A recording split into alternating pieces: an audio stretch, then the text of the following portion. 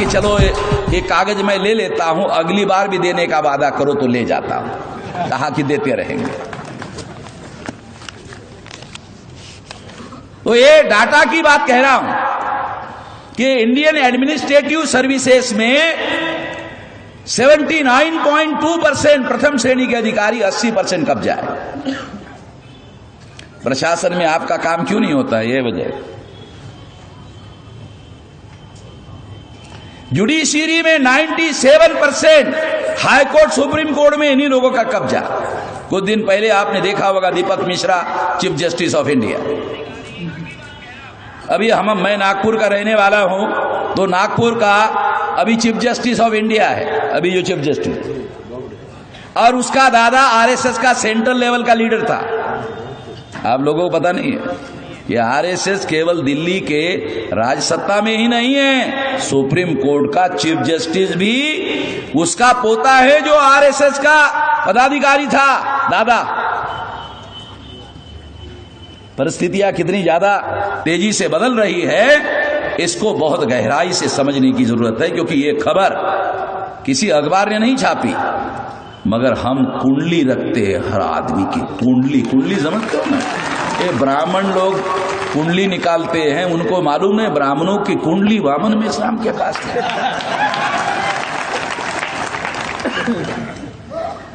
मेरे पास है डाटा हर राज्य में, क्योंकि हमारे पास 31 स्टेट में 542 डिस्ट्रिक्ट में 3,500 तहसीलों में 22,000 ब्लॉक में 1.5 लाख गांवों में हमारा संगठन फैला हुआ है।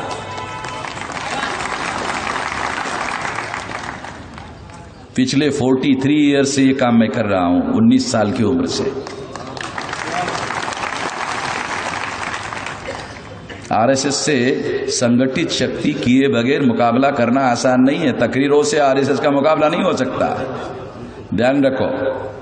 तकरीरों से आरएसएस का मुकाबला नहीं किया जा सकता, संगठित शक्ति के आधार पर ही मुकाबला किया जा सकता है। समझदारी की बात बता रहा हूं। जो मैं कहता हूं उस पर तालियां बहुत कम बजती है, क्योंकि आदमी सोचने के लिए मजबूर हो जाता है। जब मैं कहता हूं तो वो सोचने लगता है बात तो सही है, तो जब आदमी सोचता है तो ताली नहीं बजा पाता। तो जितना आप कम ताली बजाएंगे उतनी मेरी बात आपको ज्यादा समझ में आएगी, क्योंकि मैं ताली बजाने वाली बातें कहता नहीं हूं। साथियों, खतरनाक होने के सबूत दे रहा हूं आप लोगों को। मीडिया 4 प्रकार का है। इलेक्ट्रॉनिक मीडिया में ब्राह्मण बनिया का कब्जा, प्रिंट मीडिया में अखबार और किताबें छपती है, उस पर ब्राह्मण बनिया का कब्जा। ट्रेडिशनल मीडिया, मुरारी बापू, आसाराम बापू, डोंगरे महाराज, ओझा महाराज, ख्वाजा महाराज, राजा महाराज, यनियदर महाराज, बचा खुचा महाराज,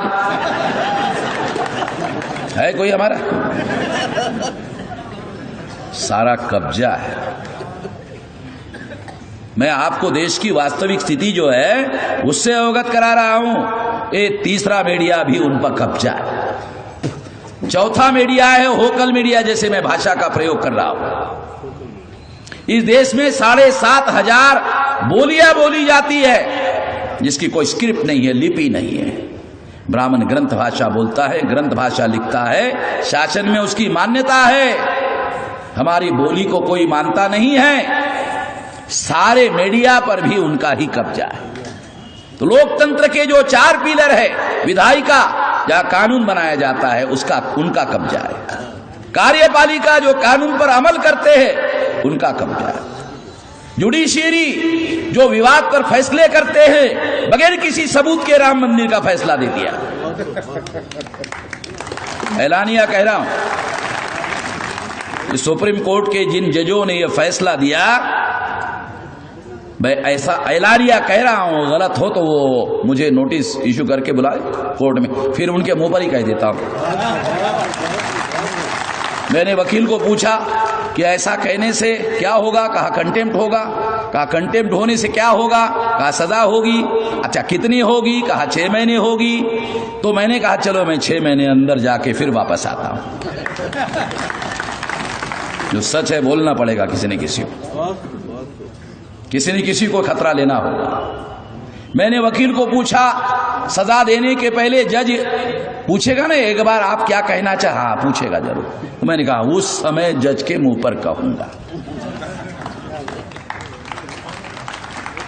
कि तुम जज हो, खुदा नहीं हो। तुम जज हो, खुदा नहीं हो, ध्यान रखो। और जज संविधान के ऊपर नहीं होते हैं, संविधान के नीचे होते हैं। संविधान को ध्यान में रखते हुए फैसले करने होंगे। संविधान को छोड़कर फैसले अगर करोगे तो आप लोगों को हमारी बात सुननी पड़ेगी। हम लोग जो कहेंगे उसको कहना पड़ेगा। इसलिए कह रहा हूं साथियों, इसलिए ये सारे सबूत आपको बता रहा हूं। तो इस तरह से लोकतंत्र के चारों पिलर पर ब्राह्मणों ने कब्जा किया। जब चारों पिलर पर ब्राह्मणों ने कब्जा किया तो देश में लोकतंत्र कहां है? ये तो ब्राह्मण तंत्र है। बहुत भयंकर बात आपको बता रहा। देश में लोकतंत्र कहां है? ये तो ब्राह्मण तंत्र है। सारी व्यवस्था पर ब्राह्मणों का कब्जा। अरे ये लोकतंत्र नहीं, ये ब्राह्मण तंत्र है। कानून और संविधान के विरोध में जाकर तुमने ये स्थापित किया। इसलिए तुम सारी बातें कानून और संविधान के विरोध में कर रहे हो। तुम्हारे विरोध में हर प्रकार की जंग लड़नी होगी और उसी की हम तैयारी कर रहे हैं। भारत में जंग होगी साथियों, मैं आप लोगों को थोड़ा सतर्क करना चाहता हूं। इस जंग से गुजरना ही होगा। अभी हालात ऐसे ही पैदा कर दिए गए, जंग से गुजरना ही होगा। आपकी इच्छा हो तो गुजरना होगा, आपकी इच्छा ना हो तो भी गुजरना होगा। हालात ऐसे बनाए जा रहे हैं, इसलिए आपको तैयारी करना जरूरी है। तो हम सारे देश भर में लोगों को दिमागी रूप से तैयार कर रहे हैं। मुझे बताया गया कि आपने परिवर्तन यात्रा शुरू की और अमित शाह कर्नाटक आकर चले गए।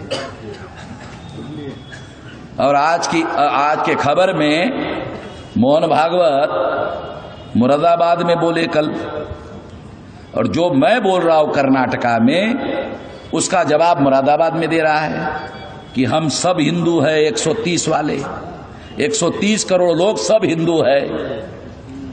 जब मुसलमान हिंदुस्तान हिंदुस्तान हिंदुस्तान हिंदुस्तान हिंदुस्तान हिंदुस्तान जिंदाबाद कहते रहता है, तब मुझे लगता है हाँ यार भागवत जो कहता है वो सही कहता है।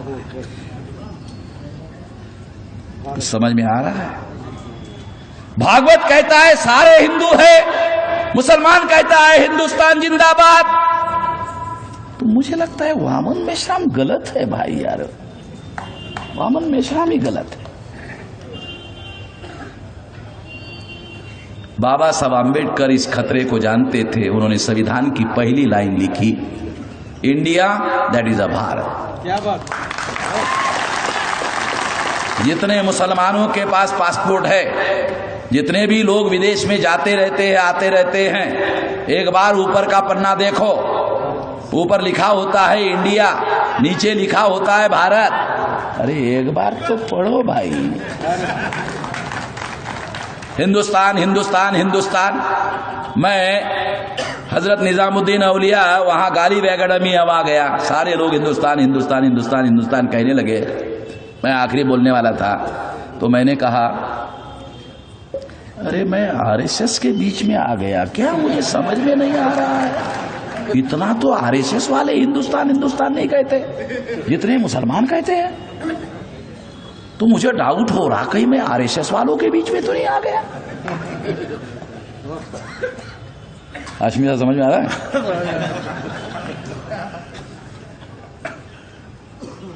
शब्द बहुत अहम होते हैं, ध्यान रखो। शब्द उर्दू में कहीं पर भी भारत नहीं लिखा जाता। मैं मुसलमानों को अनुरोध करता, अगर अभी तक आपने इस चैनल को सब्सक्राइब नहीं किया है तो सब्सक्राइब करें और बेल आइकन को भी प्रेस करें और इस वीडियो को ज्यादा से ज्यादा शेयर करें।